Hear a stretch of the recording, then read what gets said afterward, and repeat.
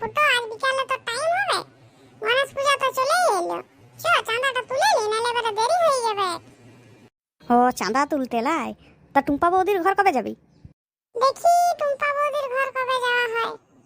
শোন, যেদিন টুম্পা বৌদির ঘর যাবি সেদিন আমাকে বলবি, আমি সেদিন যাব। কেন রে, টুম্পা বৌদি কি বেশি চাঁদা দেবে যে আমরা আনতে পারবো না, তাই সেদিন তুইও যাবি বই আনার জন্য? না রে না, দেখলে বুঝবি নি। ঠিক আছে লে, যা বটে বটে টুম্পা বৌদিদের ঘর আজকেই যাব। বিকালে রেডি হয়ে চলে আসবি 5টার সময়, চাঁদা তুলতে যাব। আর জ্যাকি তুইও চলে আসবি।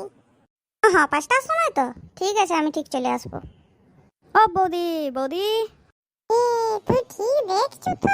এটা বৌদি বটে তো, না বৌদির বিটিকে বৌদি বলে দিচ্ছু? আরে এটাই আমার সেই বৌদি, আমি এতদিন থেকে দেখছি আর চিনতে আমি ভুল করব তাই কখনো হয়?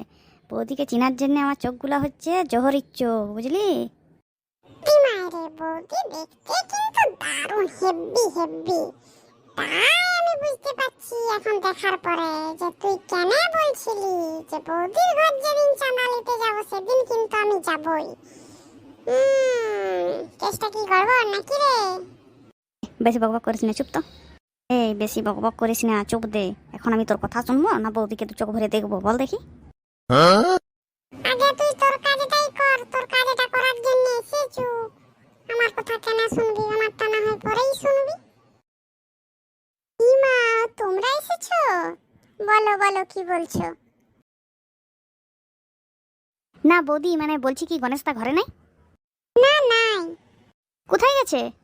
ডিম দিতে গেছে। বলি ডিম দিতে কোথায় গেছে?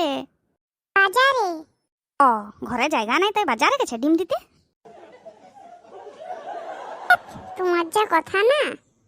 আর কি কাজ ছিল? ওই গণেশ পূজার চাঁদাটার জন্য এসেছিলাম। ও, গণেশ পূজার চাঁদাটা দাও বৌদি। তা তোমার দাদার পূজা, তোমার দাদার বউয়ের কাছ থেকে চাঁদা নিবে? না থাক বৌদি, তোমাকে চাঁদা দিতে হবে না, বরং পূজার পরে কিন্তু ভোগ খেতে আসবে।